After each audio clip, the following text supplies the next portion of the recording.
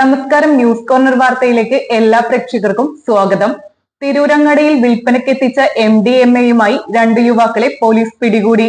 പിടിയിലായ ഒരാളുടെ വീട്ടിൽ നിന്ന് അളവ് ത്രാസ് ഉൾപ്പെടെ കണ്ടെടുത്തു. വാർത്ത വിശദമായി. Chavakkad, Puthanathani, Perinthalmanna. Sunrise Hospital. Care beyond cure. MDMA-യുമായി 2 യുവാക്കൾ തിരൂരങ്ങാടി പോലീസ് പിടിയിൽ. പന്താരങ്ങാടി പാറപ്പുറം സ്വദേശികളായ മുഹമ്മദ് അഫ്സൽ, സെയ്ഫുദ്ദീൻ എന്നിവരെയാണ് തൃക്കുളം അമ്പലപ്പടിയിൽ പോലീസിന്റെ പിടിയിലായത്. വിൽപ്പനയ്ക്കായി എത്തിച്ചതാണ് ഇതെന്ന് പോലീസ് പറഞ്ഞു.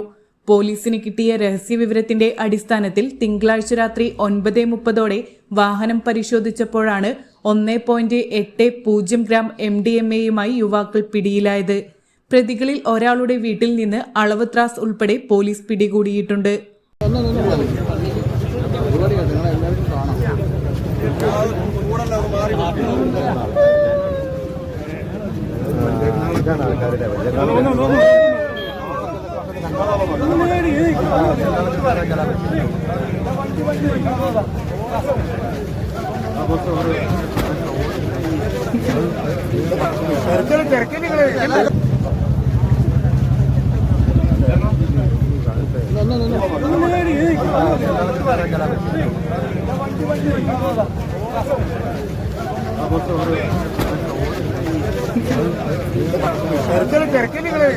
കേരളത്തിലെ പ്രമുഖ വസ്ത്രാലയ ഗ്രൂപ്പായ എടപ്പാൾ ബ്യൂട്ടി സിൽക്സിൽ പുതുപുത്തൻ കളക്ഷൻസ്.